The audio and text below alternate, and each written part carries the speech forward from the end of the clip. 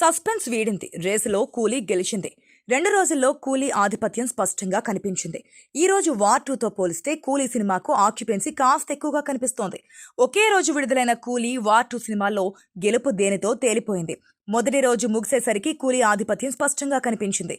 ఈ రోజు వార్ 2తో పోలిస్తే కూలీ సినిమాకు ఆక్యుపెన్సీ కాస్త ఎక్కువగా కనిపిస్తోంది. అటు ఓవర్సీస్లో కూడా వార్ 2 కంటే కూలీ సినిమాకి తెలుగు ఆడియన్స్ ఎక్కువగా మొగ్గు చూపడం విశేషం. ఇక తమిళనాట ఎలాగూ కూలీ సినిమాకు లీడ్ ఉంటుంది. కానీ తెలుగు రాష్ట్రాల్లో కూడా వార్ 2 పైన కూలీ సినిమా ఎడ్జ్ తీసుకుంది. మరీ ఆశ్చర్యకరమైన విషయం ఏంటంటే కొన్ని ప్రాంతాల్లో వార్ 2 కంటే కూలీకి రెట్టింపు వసూళ్లొచ్చాయి. వార్ 2 సినిమాలో ఎన్టీఆర్ ఉన్నప్పటికీ అతడి పాత్ర పరిమితమనే అనుమానం చాలా మంది ప్రేక్షకుల్లో ఉంది. కొంతమంది ఎన్టీఆర్ ది గెస్ట్ రోల్ అని కూడా అనుకున్నారు. ఇదొక రీజన్ అయితే కూలీ సినిమాలో రజనీకాంత్తో పాటు నాగార్జున, అమీర్ ఖాన్, ఉపేంద్ర లాంటి తారాగణమంతా ఉంది. పైగా లోకేష్ కనగరాజ్ సినిమా ఇది. ఈ కారణాల వల్ల వార్ 2 కంటే కూలీ సినిమా ఎక్కువ ఓపెనింగ్స్ తీసుకుంది. ప్రపంచవ్యాప్తంగా ఈ సినిమాకు 150 కోట్ల రూపాయలకు పైగా గ్రాస్ వచ్చింది. ఈ రోజు కూడా వరల్డ్ వైడ్ వార్ 2 కంటే కూలీకే ఎక్కువ ఆక్యుపెన్సీ కనిపిస్తోంది. అయితే ఎక్కడో విషయం గమనించాలి.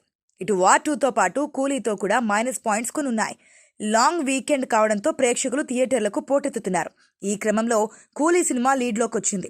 ఈ 2 సినిమాల నిజ స్వరూపాలు బయటపడాలంటే మరికొన్ని రోజులు ఎదురు చూడాల్సిందే.